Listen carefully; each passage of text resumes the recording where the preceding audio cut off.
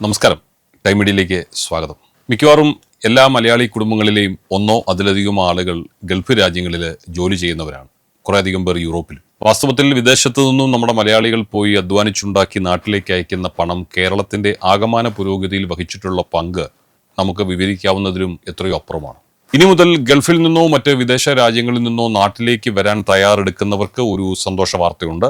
നിങ്ങൾ നാട്ടിലേക്ക് പോകുന്നതിനോടൊപ്പം കുറച്ച് സ്വർണവും നാട്ടിലേക്ക് കൊണ്ടുപോകാൻ ഉദ്ദേശിക്കുന്നുണ്ടോ എങ്കിൽ വിമാനത്താവളത്തിലെ കസ്റ്റംസ് പരിശോധനയെക്കുറിച്ച് ഓർത്ത് ഇനി ടെൻഷൻ അടിക്കേണ്ട. കാരണം ഒരു വ്യാഴവട്ടക്കാലമായി നമ്മൾ ഉപയോഗിച്ചിരുന്ന പഴയ നിയമങ്ങളൊക്കെ ഒന്ന് മാറിയിട്ടുണ്ട്. 2026 ഏറ്റവും പുതിയ കസ്റ്റംസ് ബാഗേജ് നിയമങ്ങൾ നിലവിൽ വന്നിരിക്കുകയാണ്. എന്തൊക്കെയാണ് പുതിയ മാറ്റങ്ങളെന്നും നാട്ടിലേക്കുള്ള യാത്രക്കിടയിൽ ബുദ്ധിമുട്ടുകൾ ഉണ്ടാകാതിരിക്കാൻ എന്തൊക്കെയാണ് ശ്രദ്ധിക്കേണ്ടതെന്നും വളരെ ലളിതമായി നമുക്ക് ഈ വീഡിയോയിലൂടെ ഒന്ന് മനസ്സിലാക്കാം. സ്വർണ്ണാഭരണങ്ങൾ കൊണ്ടുവരുന്ന പ്രവാസികൾക്ക് ഏറ്റവും വലിയ ആശ്വാസം നൽകുന്ന ഒരു വാർത്തയിൽ നിന്ന് തന്നെ നമുക്ക് ഈ വീഡിയോ തുടങ്ങാം. 2016 പഴയ നിയമപ്രകാരം സ്ത്രീകൾക്ക് 1 ലക്ഷം രൂപയുടെയും പുരുഷന്മാർക്ക് 50,000 രൂപയുടെയും സ്വർണം മാത്രമേ ഡ്യൂട്ടി ഫ്രീ ആയി കൊണ്ടുവരുവാൻ കഴിഞ്ഞിരുന്നുള്ളൂ. ഇന്നത്തെ സ്വർണ്ണവില വെച്ച് നോക്കുകയാണെങ്കിൽ 1 ലക്ഷം രൂപയ്ക്ക് 10 ഗ്രാം സ്വർണം പോലും കിട്ടില്ല എന്നത് നമുക്കെല്ലാവർക്കും അറിയാമല്ലോ. ഈ വലിയ പ്രതിസന്ധി മനസ്സിലാക്കി 2026 ഫെബ്രുവരിയിൽ സർക്കാർ ആ വിലയുടെ പരിധി അഥവാ വാല്യൂ ക്യാപ്പ് പൂർണ്ണമായിട്ടും എടുത്ത് മാറ്റിയിരിക്കുകയാണ്.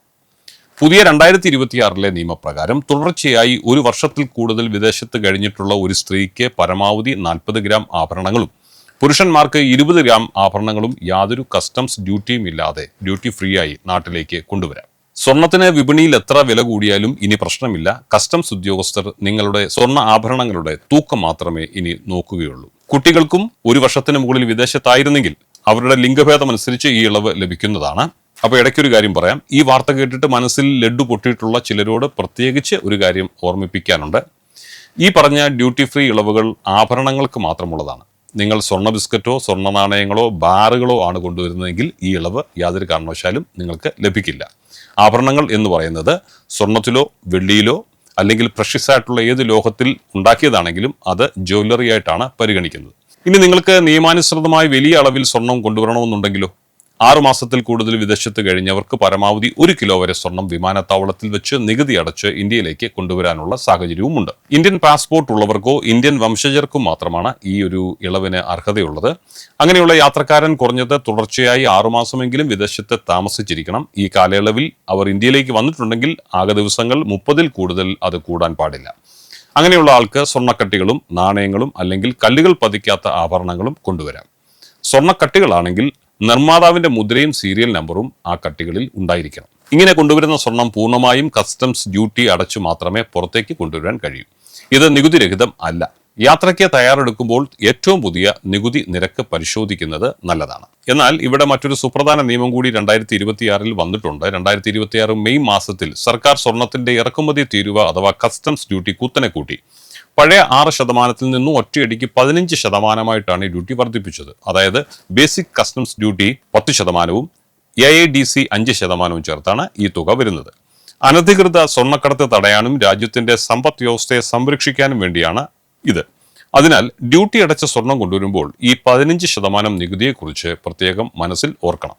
സ്വർണത്തിന് പുറമെ നിങ്ങൾ കൊണ്ടുവരുന്ന TV ഒഴികെയുള്ള ഇലക്ട്രോണിക്സ് ഉപകരണങ്ങൾ, വസ്ത്രങ്ങൾ, പെർഫ്യൂമുകൾ തുടങ്ങിയ സാധനങ്ങളുടെ ഡ്യൂട്ടി ഫ്രീ പരിധിയിലും മാറ്റം വന്നിട്ടുണ്ട്.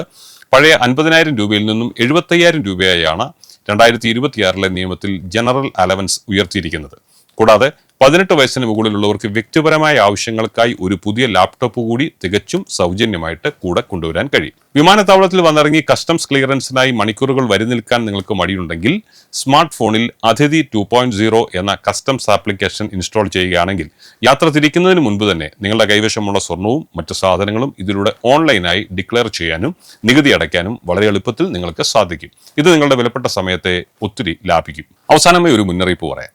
നിയമം ലംഘിച്ച് ശരീരത്തിലോ ബാഗേജിലോ സ്വർണം ഒളിപ്പിച്ചു കടത്താൻ ശ്രമിക്കുന്നത് ക്രിമിനൽ കുറ്റം തന്നെയാണ്.